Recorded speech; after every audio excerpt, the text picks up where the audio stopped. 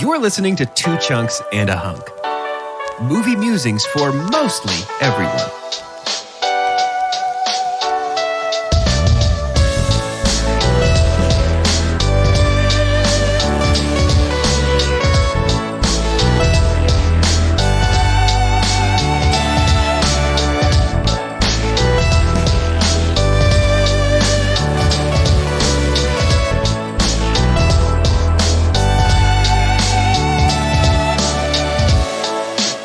Welcome to Two Chunks and a Hunk. My name is Jordan Wonders, and this week I'm your chunk.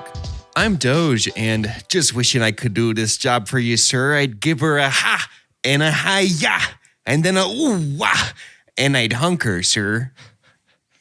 Transylvanian Chicagoan. And I'm Carter, and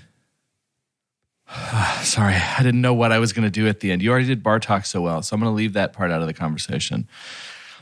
I'm Carter, and I'll get a chunk bar talk.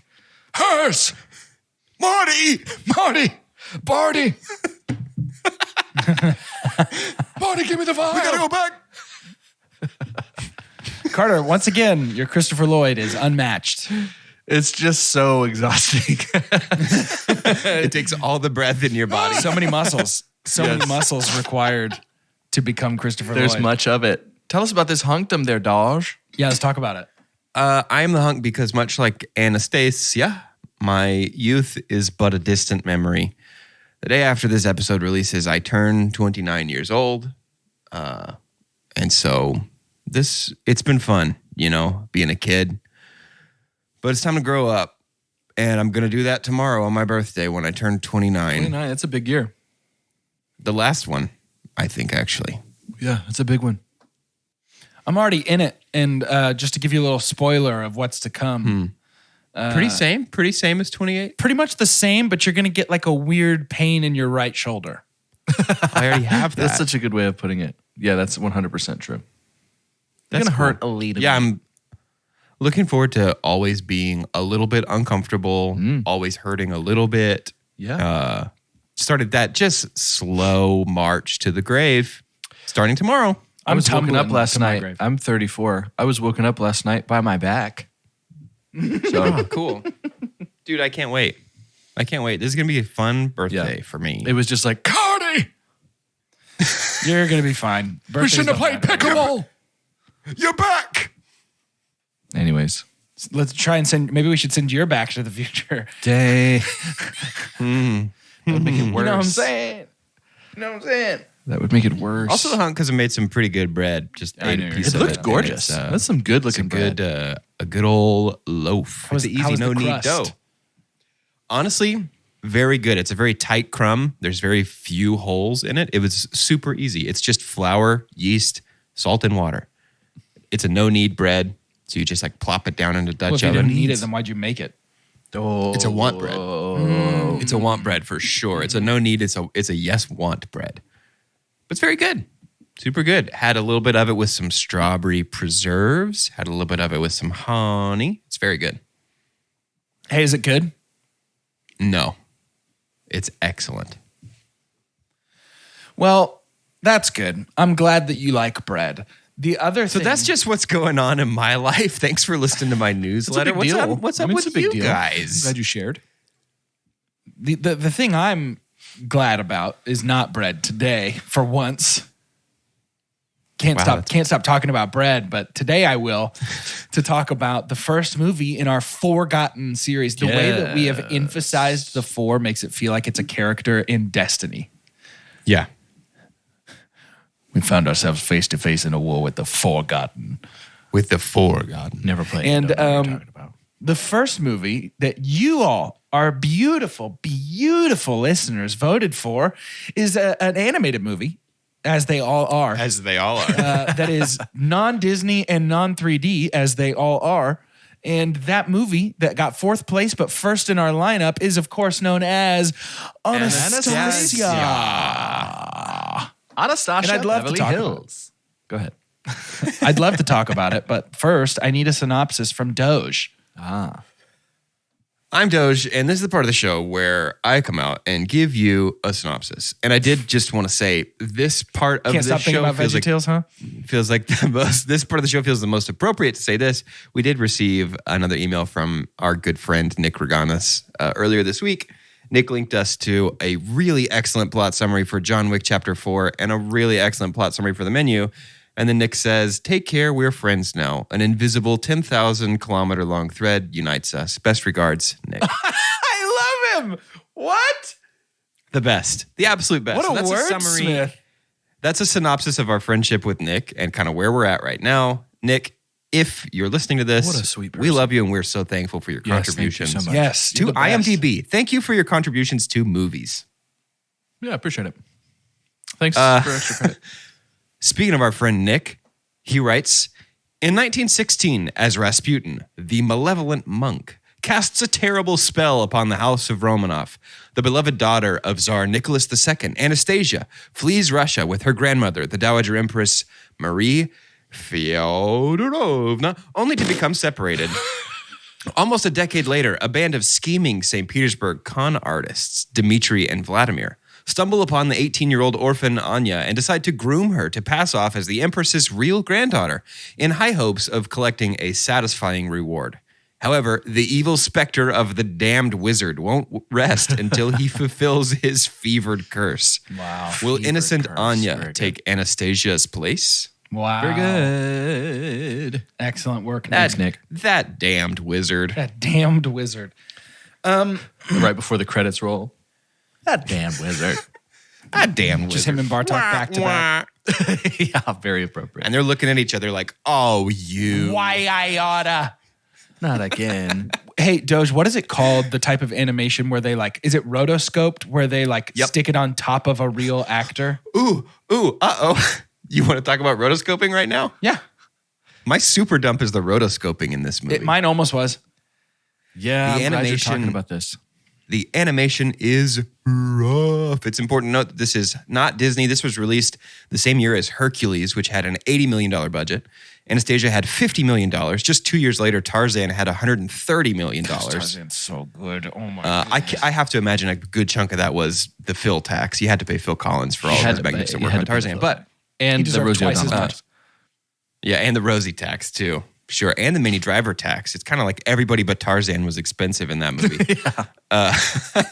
But the rotoscoping in this is tough because characters like Bartok are obviously not rotoscoped. And Rasputin. Even characters, And the best part even of that. Rasputin is not rotoscoped. Which actually I even- think lends some sort of surrealness to Rasputin, which is fun. Like, don't get me wrong, I don't care for the rotoscoping, but having a cartoon in the same scene as some rotoscoped, like too real animation makes him feel Yeah. otherworldly in a cool way.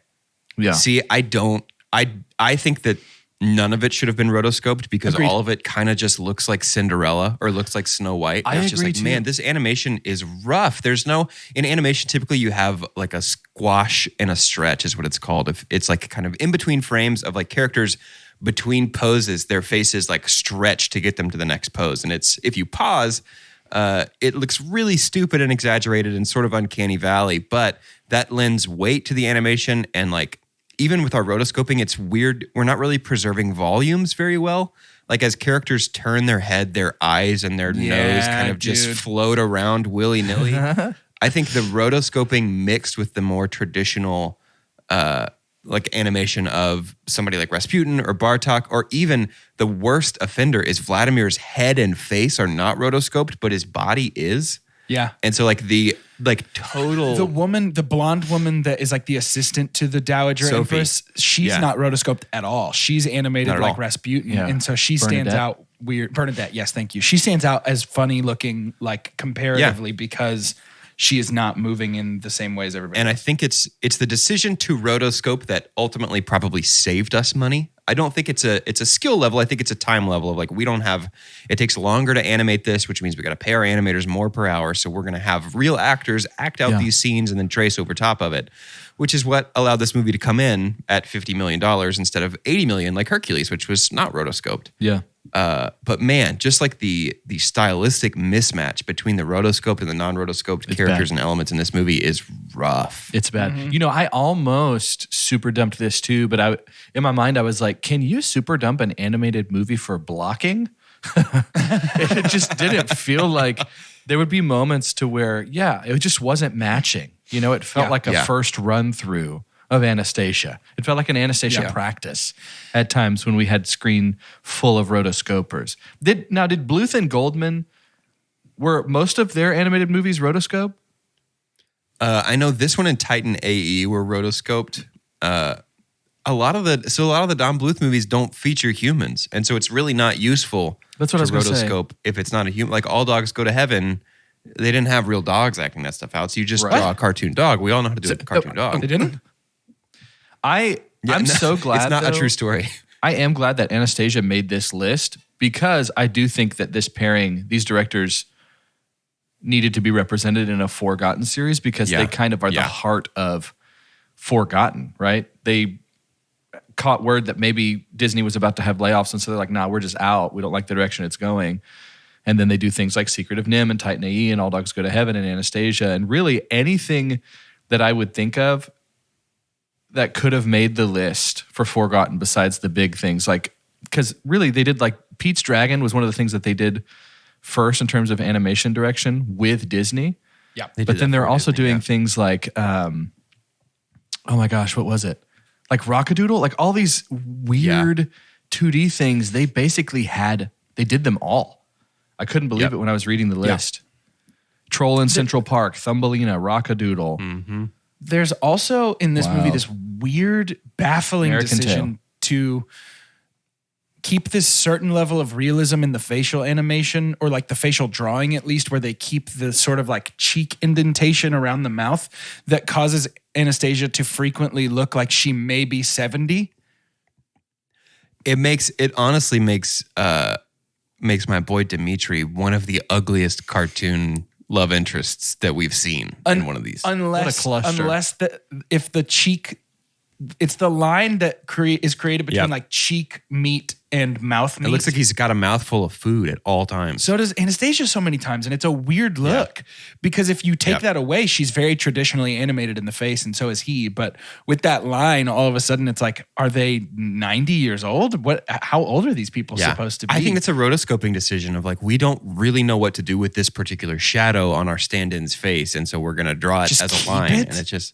Yeah, I don't know, man. It's like, because stuff like that's pretty common. Like if you think of Snow White and Cinderella, they both have strange mouths and cheeks. And I think that's a rotoscoping thing. Yeah. It sort of feels like how in Marvel movies, the like floating head disease also leads to a flattened nose disease, where it's like their nose isn't sticking out from their face. It's just masked onto their face. And so when they turn, the nose looks funny. It does that here in this movie, which is a bummer because this movie rules. Like, this movie is incredible. This movie has to work against itself to succeed, and the fact that it succeeds shows how hard it works because of how good it actually is. Yeah, he lying. I'm serious. No, the music is great. Like, music is great. My super pump is evil. Anything that was evil in this movie was wonderful. Anything at all. Okay. Rasputin and Bartok, loved all of it. But I'll do my super dump right after it. Just have me flip a coin for either Meg Ryan or John Cusack. Both incredibly inappropriate for this role. Their pacing and the way that they talk was so lazy to me. It was awful. John Cusack was cringy to me at moments with his How much did he sound like Chris when Pine? he's thinking. I was thinking that too. He would just have moments of just being like, Anastasia. And it was just like, oh, I didn't like it. I didn't like how they... Yeah. So when we had, anytime that it was Dimitri and Anastasia, I had a hard time watching because I had the rotoscoping and a couple of voices that did not feel like they lent themselves to this genre. We're also, and again, I'm so we've got... excited right now. I think I can agree about John Cusack for that. I feel like Meg Ryan is great for Anastasia. She's tricking you. She's doing the Meg Ryan thing. She's tricking you. It's because she's just this down-to-earth girl That it's like, oh, I'm just happy she got a job is probably what it feels like. But Mushu, obviously Mushu is way out of place in Mulan, right? Nobody talks like that in that time period, right? But there was something about these two just really doing an American rom-com from the 80s in the middle of St. Petersburg and Paris. That's why I love it. No, That's why I can't do it. I'm so glad listening. they weren't doing accents, but boy, does it stand out when you have, because we had such great, like Angela Lansbury, Kelsey Grammer, Christopher Lloyd, Hank Azaria. Their voice acting is doing so well. And I have to, like, it really is just our main two, which is such a bummer. It's like loving everything about Beauty and the Beast, but Belle and Beast. You know what I'm saying? Yeah. And so for me, it was just so diluted. In the middle of the watch, man, Meg Ryan was such a great choice for this. I said out loud to Callie. No, let's do this. I'm so pumped right now. I can smell the conflict here, and I'm very excited. Listen to me. Evil is my super dump for the movie. Ooh. Oh, whoa. Yep. And here's the thing. By the way, it gets complicated. I know I'm doing a thing right now. It gets complicated because I really love Christopher Lloyd. And like, I love Rasputin. He's so interesting and he's so gross in a way that Disney's unwilling to do, that I really think Rasputin is like up there for great animated movie villains. Maybe had not a great song too. Yeah. Like maybe not in execution as much as just That's like Jim Cummings, by the way, singing that. Dude, singing voice as Scar. he started and I was like, man, this sounds so much like Jim Cummings. And Callie, usually when we're watching podcast movies, Callie will look up things on IMDb so I don't spoil stuff for myself and get distracted. And she was like, hey, great call. This is in fact Jim Especially Cummings. when he's singing and there's some green smoke flame. I was like, Right? wait, what is Yeah, it? for sure. Oh, and Where's the shadows of the hyenas? minions dancing on the walls. I'm like, oh my God. But I think I'm a little informed on this super dump just because of the Anastasia stage play, because it's so fantastic. Which uses most of the same music and then adds some music. But the biggest downfall of this movie, unfortunately, and I love Bartok and Rasputin, they're excellent characters. But the biggest downfall of this movie is the magical realism. I think that if this movie is just a story, like a wishful thinking story about somebody who was like, man, wouldn't it be so wonderful if Anastasia lived and her grandmother let her just live in secret and keep doing her thing because she deserves a chance at a normal life after such a horrible childhood. I think this is a stronger story and gives us room for more, a little more like I Want song moments. Yeah. That is taken up by Rasputin and Bartok. This is a very complicated super dump for me because Rasputin and Bartok are so strong and so fun. It is weird how it kind of became like Fantasia at times. At the end. Yeah. Mm-hmm. Yeah. And so really weird. For me, complicated super dump because I love them. But yeah, the evil is really, it's the magical element of the movie that is my super dump, just because I think it's a stronger story that stands more on its. I think this movie is remembered more fondly if it just sticks to here's a grounded story about what if Anastasia survived. Yeah. Probably one of the. Allow me to play the traditional Carter role and try and bridge the gap between the two of you guys as I'm listening to this. I'm incredibly comfortable sitting in the conflict if you don't feel the need to do that. I know Carter's not, though. Carter likes to make sure that we're all still friends at the end of disagreeing with each other. Carter's fine if he's the one who disagrees. He just doesn't want his friends to disagree with each other. He's comfortable here. Yeah, I'm fine if I'm right. I'm not fine if each of you think you're right. That's how that goes. So Carter, you're super pumped. It feels like, so Anastasia is pretty clearly two movies happening at the same time. Sure. Like it's pretty clearly the Anastasia and Dmitri story. Plus, there's a curse on the Romanov family story from Great Value Jafar and Great Value Iago. So that's so good. It feels like each of you is preferring one of those two movies. Because Jordan, I know you said you like Meg Ryan. I don't know how you feel about John Cusack, but their performances are pretty like flat and subdued, and they're not the over the top animated voice actor performances. Yeah, let Vlad. And usually any lead, even if we're talking Disney, yes, we're talking about Forgotten because it's not Disney, but we can't not, because Disney Doesn't was the first animated series we did. Well, and Disney, tell me that Disney is the bar. You know, Disney right? You can't tell me they weren't thinking of Disney when they were making this. Like this is so. It's like I was joking, but it is so clearly Iago and Jafar. Really, it any is so lead, clearly though? Scar's song from The Lion King. Any title character is never the most interesting thing. No. Yeah. They're always Right? the straight But- man. They're always the sort of Yeah. like flat, take everything at face value type character. They let everybody else be goofy.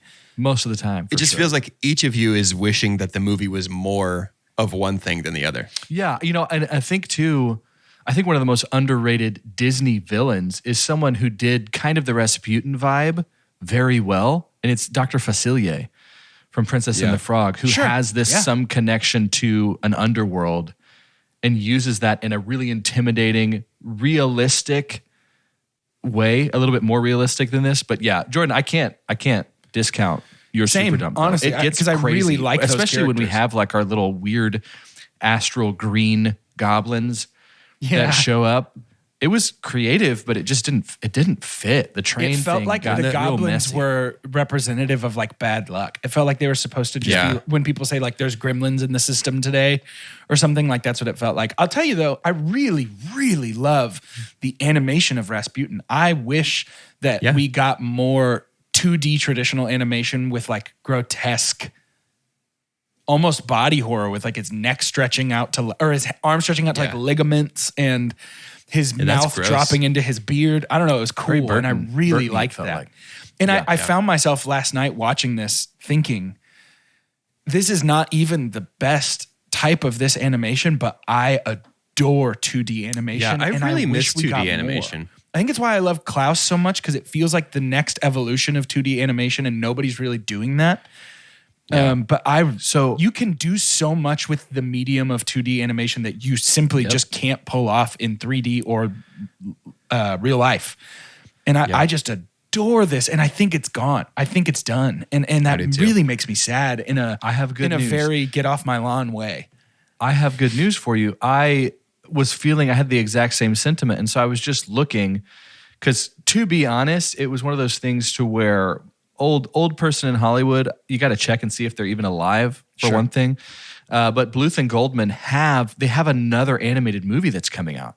What? 2D animation to which their lead is Ryan Reynolds. Whoa! What is this? What movie? I can't find it. My computer's being slow, but it's basically like about a dragon. It's like a medieval type story. A 2D animated movie like about a medieval story about a dragon. That'll never work. I don't know if it's going to work. Yeah, they haven't learned. They just keep doing ripoffs. It's hard not to rip off after the IP gets that big. Sure. Let me find it. I think it'd be easier on my phone. Y'all keep really talking. cool. I'll I'm let you know very what this is excited. called. I found myself longing after this was done, A, to just burn through the other 3 movies in this series. I'm so excited to watch them. Yeah. But B, like it made me want to just do a marathon of like Emperor's New Groove and Atlantis and Tarzan, and just like there's so many gems, like genuinely fantastic movies with. And I think what I realized for me watching this movie yesterday is I think 2D animation might be the best way to present a musical. It's a great way to present it. Yeah. It is so, there's something so fantastic and like, not lighthearted. What's the word I'm looking for here? Like, unserious and like weighty or non-weighty. The lightweight nature of 2D animation makes musicals. I'm just thinking of like the song in the square with Belle at the beginning of Beauty and the Beast and how much fun that song is. Yes. Oh man. I was not expecting to be filled with like a nostalgic melancholy when I watched this movie, because this movie isn't that nostalgic for me. I think I've seen it once. Same. Yeah, prior this to is maybe this. my 3rd time. And I wasn't expecting to be filled with such a like deep sense of nostalgia. But man, I just want to spend my entire weekend watching every movie that didn't make the cut for this series. Yeah. Don Bluth flick that is in production right now is called Dragon's Lair, the movie. Dirk the Daring, Dragon's Lair, as in the old game. arcade game? I think so, yeah. Yeah. Dirk the He was Daring, a- a he knight was a, who like, sets out to supervising rescue director Princess over Daphne those. from the evil dragon Singe and a wizard Yeah, named dude. Mordrock. Yeah, dude. Yeah. Very Don Bluth was like exciting. a supervising director of those arcade games. So Is that what the animation's going to look like? Is it just going to look like the game? Yeah. yeah. That's so fun. Isn't that fun? Ryan Reynolds. Wow, dude. You got to think maybe there's a Pumped bit out of of a my freaking nostalgia gourd. for him in real life to do something like that. It's really I've interesting. never played those games in my life. Pull somebody like that. Because Princess Daphne was a little booby for my parents, I think, so I wasn't allowed to. Gotcha. Wasn't allowed to participate in those particular games, but I'm going to participate now. I'll tell you that. Yeah, do it. Nobody can stop me. I'm a big boy. Do it then. Man, I just got so future pumped for the rest of this. Future pumped. Series. I think that Anastasia the movie is, man, I'm so excited. I don't know what it says about me that I get so pumped when one of us fully disagrees with me, but I feel it in my bones. I loved. It's a good thing. This movie. I was so thrilled. I didn't want it to end, and I'll talk about the biggest reason why later, but I just think that even with the weird rotoscoping, there's something beautiful about this movie, particularly when they are training her to be like a princess, and all of these scenes. I know it was probably for budgetary reasons, but it really works to have these characters on top of what is functionally like oil paintings. Like a Monet. Yeah. It looks so that's really awesome. cool. That was cool. No. It's such a unique to 2D animation way to show character, because that's a real painting of Paris, right? I think so. I don't know if it's like it looked really recognizable to me. Yeah. Yeah, I think so. I don't know. Yeah. What are we going to call people? Go ahead. I was just going to say the opening ball, that room is gorgeous with all those people dancing. It's so cool. Continue, Carter? Well, when she's singing and they pop out of it's like to the empty ballroom, and then the ghosts start dancing. It's haunting. Yes. That song in itself has a really interesting vibe for me that I love. Is that Once Upon a December? lot. Is that song? Yeah. That song's my super pump. It's amazing. Yeah, that makes sense. It's a fantastic song. That wasn't even the song that was nominated for Best Song. Was it her song? In like the Oscar. Put Yes. one step, one Yeah, foot. the past. To me, that's the best song in the movie, like the best written song in the movie to me. Yeah. But Once Upon a December kicks Are you a member of the wholesale Academy? Heine. Wow. Talk to me, Dosh. What's your draw to that song in particular? Oh, I think it's like an all-time great. It really is. It's 90s animated movie song. Like it's fantastic. When we saw it, when Anastasia came to Dallas, that was my favorite part of the stage play. Like that's such a like haunting melody, perfectly captures that like early 1900s like Russian ballet vibe. It's just really, really well written, and in a way that sort of to me stands out from the rest of the music in this movie, which is kind of. I don't want to say paint by numbers or by the book, but it's pretty much exactly what you would expect from something like this. Yeah. And Once Upon a December is not to me. I think it stands out as a unique creative decision. I totally get that. Yeah. And I think that we really need to go to shout announcements here. But before we do, just to agree with you and jump on about Once Upon a December, I remember getting to the Anastasia stage show and telling Callie, like, I don't really remember anything about this movie. Dude, really not much. We're going to have the same story here. Yeah. But then Once Upon a December came on, I was like, oh, I remember this song. I was on my Sesame Street sleeping bag with my stuffed toys around me when I heard that in my head, sitting there at the Broadway in my 30s. Totally. Like, oh my God. Totally. I feel the cool of the AC. What an it was just excellent song. Super nostalgic. Yeah. Let's go to shout announcements. We'll keep talking after.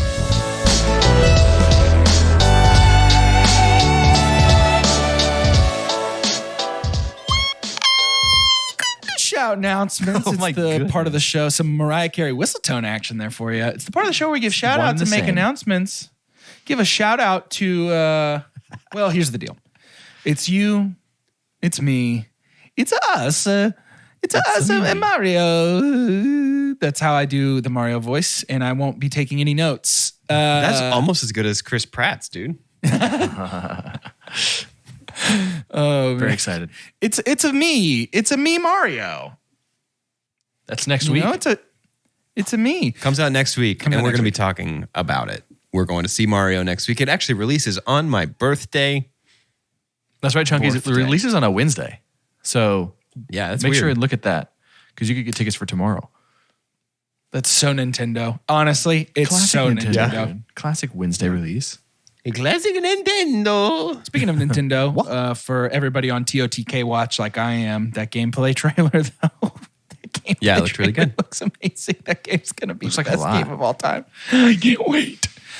Yeah, check out Anything Mario else next we have week. to say here? Nope. Mario next week? Mario next week. Then let's go back to the show. It was good until you continued it. Can I super pump? Please. I just want to continue the train, if that's okay. Do it then.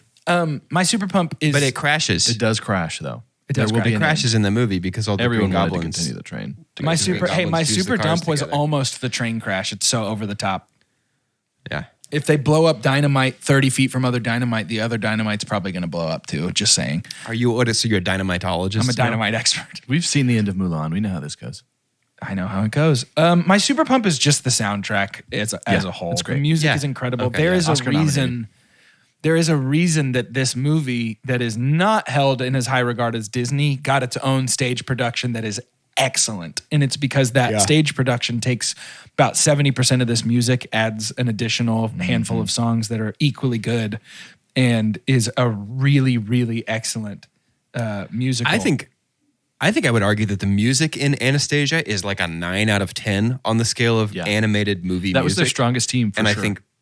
I think the movie itself is probably closer to a 4 or a 6 out of 10. Yeah. It's so good. In terms of something like The Lion King would be the gold standard, where the movie is a 10 and the music is a 10. Like the story, the animation is on the movie side, and I think Anastasia is far short of the baseline on those things. Yeah. But the music is legit competitive with Disney. I think I agree. I think the music is what makes this movie land at the rating it has versus the rating that the movie itself purchases. Yeah. Yeah. With less good music. The 1998 Oscars was a jam-packed Best Original Song, full of nostalgia too. Because we had an Anastasia song, we had "Go the Distance" from Hercules, we no had chance, Anastasia. "How Do I sorry. Live" from Con Air. How do I live without you? We Golly, basically what a hit good almost song. that entire category. I forgot All that's of from them Con lost Air. because "My Heart Will Go On" came out. Yeah. The same year. Okay. What a year. Celine Wow. beat that. Isn't that amazing? How fun. Wow. You know what's crazy is that with all the excellent movie musicals for like kids and above that have come out, things like Coco and Encanto and Frozen and Moana, like these truly excellent movie musicals, nobody has written a song as good as "Go the Distance" from Hercules. Like I love nobody it so has written a much. song like let's go back to a time where we would bring in the Michael Boltons of the world to just shred a track. Yeah. Would you say "Let It Go" hits that? No. Probably. It does. I think "Let It Go" is For- at for- least as good as "Go the Distance." Pop culturally, yes.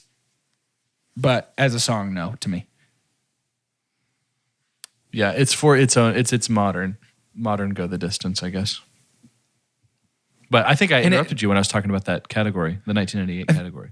I think you did too, but good news. I forgot, so it doesn't even matter. Yay! Forgot what I was going to say. So did Anastasia. How did she just forget everything about her? Yeah, let's talk about that. She was concussed, and if you know anything about concussion, Hard? most people death? that play football and hockey don't even know where they are. They didn't even know they were professional athletes. They just I keep guess once you playing get a because concussion, they're it being kind of told, just is like "Hey, a you're going to reset." get paid this. Let me just sing you this tune. Here's a music box. Let's move on." How do you feel about today's game? Can somebody recap for me? Yeah, That's how all those interviews Yeah. go. I got hit right at the end. Did I score any of them? yeah. She completely forgot. It would be so different if our young Anastasia, Kirsten Dunst, by the way, if our young Anastasia was like 3 Right. or 4. She looked Right. But 10. real Anastasia wasn't 3 or 4, huh? Right. She was 8. And they needed her to remember Dimitri, too. That was a big part of it. Yeah. Or Dimitri to be able to remember her, Did you know? I guess is a better. So young Anastasia singing, which was a very small amount of time, is Gretchen Wieners. Yeah, dude. That's amazing. Hey, the singing voice of adult Anastasia is the singing voice of Jasmine in the Aladdin sequels, which Yeah. I picked up on immediately because I watched so much Aladdin. Was it King of Thieves? Prince of Thieves. The one with the Prince of Thieves. Is that the one where he finds the hand of King Midas and accidentally turns a bunch of stuff to gold? Is that the right one? Maybe. He's in search of his dad. I didn't and watch goes that. down That's into- Aladdin OG. 3 because Aladdin 2 is Jafar's Revenge. So I watched more. I probably watched more Aladdin 3 than Return of Jafar as a kid, and maybe equal amounts Aladdin 3 as Aladdin 1 as a kid. I loved the Midas hand Aladdin so much. 3 is when they got Robin back, right? one time. Yes. I think so. Yeah. Because they didn't have Robin for the second one. Right. He was mad. In my He memory, upset. Prince of Thieves beats wholesale Return of Jafar. I need to watch it again. It's probably on Disney Plus, yeah? I would imagine. I would imagine so. But yeah, the voice of Anastasia is so nostalgic to me when she sings, which I think has to play into how much I love amazing. this. Killer. Really They had... So J.K. Simmons was an extra in this. He was like background vocals and like part of the chorus singing. Really? This is J.K. Simmons' first voice acting role. He's credited. What? Like he's at the very end of the credits. He's just kind of like an extra voice. They're like, we need somebody deeper and gruffer. He's like, I'll do it. So I got him. Yeah, That's really cool. Yeah. That is really cool. Kelsey Grammer has a great voice. He does. Being one of the only ones that sings. Bad takes. Him and Angela Lansbury, the only ones that do both, it feels like. Kelsey Grammer's character, Vladimir, was very tough for me visually because he had a normally proportioned body and then this absolute Porky Pig head that was totally like extremely off-putting because his body was rotoscoped and then they're like, let's put a cartoon head on top of it. Yeah. And it just looks terrible. I feel like he's like some sort of abomination. Carter's hard to look at because his body's regular, but his head is horrendous. Body human, head Porky. I don't know. It's weird. It's so big. We need to come up with a name for, because you know how we have Double Dizzer? It's like someone who did a voice acting role multiple times for Disney. What do we do about someone who's in a Forgotten and in Disney, like Angela Lansbury? What do we call them? A traitor? Oh! Yeah. So we have There our it first is. traitor here is Angela. Guys, the difference Angela between John in Disney? Cusack's speaking role and the guy singing for Dimitri, I know. It's so different. ridiculous. Yeah, it's pretty insane. Absolutely ridiculous. I don't know that we gave it the time necessary earlier, but I cannot get over how much John Cusack sounds exactly like Chris Pine in this movie. He sounds 100% identical to Chris can Pine. hear it. We had that same thought. I didn't catch it at the moment. That would have been more fun, but His performance in this, I don't know. I think there is a problem with the directing in this movie because, like, for an animated movie like this, that's part of the problem with animated movies of the last 10 or 15 years is instead of getting legit voice actors, we've got actors, face actors, body actors to do this stuff. And there's something different about voice acting versus regular acting. You have to be a little more you can't talk over each other. like They elevated. do it all the time. I'm not trying to. I'm trying to avoid the word animated, but you do have to have a more animated performance. Yeah. And John Cusack gives the most like He's pretty flat. subtle, like flat performance. Yeah. I think he would in real life be relying on a lot of like subtle facial movements, but his performance is tough in this for me. Yeah, very bad. Very bad. Yeah. Whereas like you've got like Hank Azaria is maybe the most prolific voice actor. And then Chris Lloyd is just made for it. I think he knows, even in real life, he over dramatizes. He acts in real life like you should be a voice actor. So yeah, I think it just hurt Cusack and obviously Meg Ryan for me that they were up against. I still stand by else. Meg in this role. I think Meg's really great in this role. I enjoy her performance. I think she makes Anastasia feel like a real person in a unique way. I like her. But has Goldblum ever done voice acting? Yeah. Prince of Egypt. Oh, yeah, duh. Oh yeah, who is he in Prince of Egypt? That's funny. He's Aaron. Oh my god! I think he's built for voice acting in a unique way. Herod. No, he's Aaron. Oh, I was like, Herod's not even around. Those wouldn't have overlapped, big homie. He's Aaron. I love that. Yeah, Moses is like, I have a speech impediment. Can I have someone else speak on my behalf? Much clearer speaker. Yeah, I mean, absolutely. Let's see. Okay, A pharaoh. We're gonna have to. Let's head this way. I don't even head this way. go. That way. I know we see some water, but we're gonna have to break that in half. I'm sorry, is Carolyn from Survivor on the podcast right now? Yeah, I don't know. She's great. That was such a great My favorite Carolyn. moments are when it's a not good going to be, it's Carolyn only for noise. y'all. It's not good for podcasting, but she'll be done talking and someone else will talk at Tribal and Carolyn from Survivor will just be like,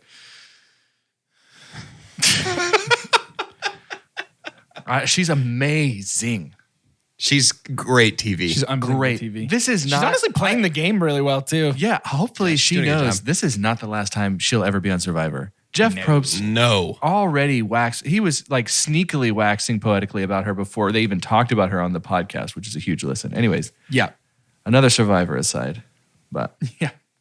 Well, you know us. That CBS reality is going to sneak its way in to every episode. I think that this movie, I'm glad this movie made the list because there is so much went right, so much went wrong for this movie. It's a unique look because I think the other three movies in this series are so all around just strong. Yeah. With like very little downside. I think there's a much larger gulf between the quality of Anastasia and the quality of the following three movies. Because the other three are DreamWorks. All three. And this one, one is Fox Animation. This was the first Fox Animation feature, and they really didn't produce that many works after this. And then eventually, this movie was purchased by Disney, and then last year, all of Fox was purchased by Disney. So technically, Anastasia's a Disney princess now. Yeah, making the list for Forgotten for Spring Delirium was like, okay, I can't be that picky. Like if it ever showed up on ABC or Fox, it's like, well, now there's nothing left. Yeah, right. I can't do this. So yeah, right. No, I totally understand the. But I do think the rest of the series, I think, is quite a bit stronger than this one. And I think it might be because this is the only one that's trying to straight up do a Disney thing. Yeah. Like this is, we give our princess an animal sidekick. We give our villain an animal sidekick. This is very, very much like, this is Aladdin in a different font. Yeah. This is, exactly what Disney does. And it just like, Anastasia just doesn't beat them at their own game. Yeah. Rasputin almost looks the other three movies here change the game. Rasputin almost looks exactly like Jafar hiding himself as an old man. Mm-hmm. Yes. So 100%. Can we talk about the dog? Can we talk about Anastasia's dog? Puka. You know where they got that? Pretty adorable, to be honest. Those, you know where they got that name? Puka. You talking about me? You talking to me? Yeah. Yeah, I know where they got that name. Puka. Wait, I don't. Harvey. Harvey's a puka. The rabbit, Harvey. Have you seen Harvey with Jimmy Stewart? No. James Stewart? No. I think you'd like it, Jordan. But his imaginary friend is a puka, he explains, which is a shape-shifting creature. And Celtic folklore. I think puka might be like a spirit of some kind. It would be better if he was, because then there would be something on the good guy side that's spiritual and magical too. Maybe. I think it would balance the movie and make it make more sense. Puka's little howl when he it's like a Dimitri's puppy dead? and a rabbit had an emo child together. Yes, the hair. That haircut. If they did a real life Anastasia, which I know they did, it's on Broadway, I'm trying to find a way that I think to say that Aubrey Plaza would make a great puka. Oh, see, I think Kate from John and Kate +8, just because of the hair alone, I think she would be an excellent choice. That would be good. But yeah, this movie is such a unique watching experience in 2023 because the animation does not hold up. The storyline is fine, I think, on its own. It's totally passable. The colors are really pretty. It's a pretty movie to watch. But the music is better than expected. So it's got all these different... Yes. It's like every angle has a different score. Going up against Disney, if there was one thing that you had to do well to even be considered in the same conversation, it was the music. And I think that's why this movie has any popularity at all, because the music owns. Yeah. Right. I think even the worst song in the entire movie is Christopher Lloyd's villain song, and it's pretty good. Villain song. Oh, I love it. Yeah. Yeah, that's what I'm saying. Like that's the deep bar. baritone from that Beatle, man. Amazing. The Beatle. They were great. They were great. I love the Bugs. Big fan of Bugs. We all know this. Big Bug fan. So that makes things easy. I think that's all I have to say about Anastasia. I think it is for me too. I think we've reached the end of the Anastasia discussion. Let's rate it using the scientific cinema scale, which is perfect and as follows. The best thing we could ever say about a movie is own it, don't lend it, buy that poster. The next best thing is buy it. That's followed by rent it and then stream it. After that is forget it. And last but certainly least, the worst thing we could ever say about a movie. God hath forsaken us. There's a lot of movies that I'll watch. Go ahead, Doge. There's a lot of movies that I'll watch. I'll give this a rent. This is a rent for me. It's fine. I think aggressively fine with some real standout moments, but it is fine. It's really a fine way to spend your time. Yeah, totally. So I rented it. I rent it for $4. At no point was I like, I can't wait for this to be over. I enjoyed every minute of watching it. It was just, there's some weirdness. And for that reason, I'm giving it a high stream. I think it, and I mean that. It's available to stream if you have Hulu, so go do it. It is worth your time. It's a fun watch. The music alone is worth your time, but it really is, almost in spite of itself, a good movie. I think definitely in spite of itself. Yeah. And so I think this, like enjoying this movie is like hugging a porcupine. Like it's definitely going to take some work. Yeah, sure. And it's not for everybody. It's a stream for me too. What I was going to say, what I was going to copy Doge and say, there's a lot of movies that I'll watch just for a character or just for certain sections of it because I'm willing because they're so enjoyable. Luckily, the music is throughout. The villains are great. It's just there's so much screen time of my two least favorite parts in Meg and John that it's a stream for me or else it might be a rent. Yeah, that makes total sense to me. And again, it does nothing but make me more stoked for the 3 DreamWorks movies in a row. DreamWorks, man, they need a comeback. They're in desperate need of a comeback. The world needs DreamWorks as an antagonist to Disney and Pixar. Yeah, they've done How to Train Your Dragon, but Iron Giant is not DreamWorks. Yeah, that's what I was wondering. Warner Brothers. Warner? It's Amblin, right? No. Nope. Yeah. Warner Brothers feature animation. Oh, WB. Are you saying, because it's a Brad Bird directed movie, I'm curious what you mean by, what's Steven Spielberg's involvement in it, Carter? None. I thought he was a producer. Huh. Mm-mm. He was a producer of Land Before Time. Is that what you're thinking of? I thought it was both. I just want to prepare you two, and also our listeners that when we get to Iron Giant, I'm going to be a mess. It's really hard for me. I don't really want to watch it again. It makes me too sad. It's wonderful though. I've never seen it. It is the best kind of sad. It's beautiful. It seems really funny. It kind of like irreverent comedy. Doge, it's such an excellent movie. I cannot wait for you to watch it. I'm really excited. I have almost watched it so many times. It's like Carter with John Wick. Like there have been so many times over the last like half decade that I've been like, I should watch the Iron Giant. But I just know it's going to be a podcast one sometime. Yeah, we have Spielberg affiliation. My bad, y'all. We have 3 great movies coming up. And also Mario, which my money's on great. I kind of think Mario's going to be a 10 out of 10. My money's on great for Mario.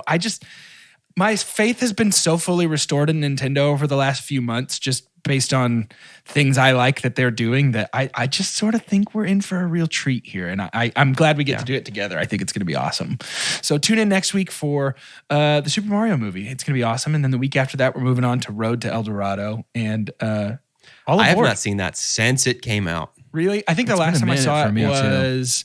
We watched it in high school Spanish class because our teacher was gone for the day. And I guess the sub was like, this is sort of parallel, I suppose. I get it in my mind. I get it mixed up with Quest for Camelot because they came out. I get it mixed up with Atlantis at the same time. Yeah. See, I think Atlantis and El Dorado share the most DNA of about a hidden city. Sure. Yeah, but even sort of the ethos of the 2 movies. We'll talk about it, but I might do a double header of Atlantis and El Dorado, and we'll have a whole episode about it pretty soon. Good. So that's all we got for you today. Tune in next time. It's gonna be good stuff. Super Mario. It's a me. Super Mario. It's a me the guy. It's a me the guy the plumber. It's to me, end today's Donkey episode. Kong. By the way, heavy rumors that Donkey Kong is getting a Breath of the Wild style open world 3D game on the Switch. Modeled the most closely after Donkey Kong 64, which is an excellent video game. Okay, cool. Very good. And Yeah, that'd be so fun. pretty in Get on some that. K. Rool up in here, dude. pretty in on that. To end today's episode, I'd like for each of us to give our name and what traditional Disney princess we would like to see go head-to-head in a duel with scrappy young Anya. Oh, my. Wow. Winner take all, cave match. It's got to be 2D. Style. Yeah, let's stick with 2D. Oh, no. Well, I was going to say Rapunzel. I was too. You would have beat me to it. Same story, basically. I already know. It's clear. Yeah. There's one right Let's do it answer. then. I'm Jordan, and I'd like to see her go head-to-head against Belle. Belle's taking that, no problem. Belle's scrappy. Anya's scrappy, but I just think Belle wants it more. So I think she's going to take that probably 5 rounds. I'm Doge. Mulan's got it in the first 30 seconds. Yeah, that's done. Sword beats Because hands. sword. Mulan's combat trained. Yeah. Mulan is so good. I could watch Mulan right now. I'm Carter, and I'm gonna say Jasmine.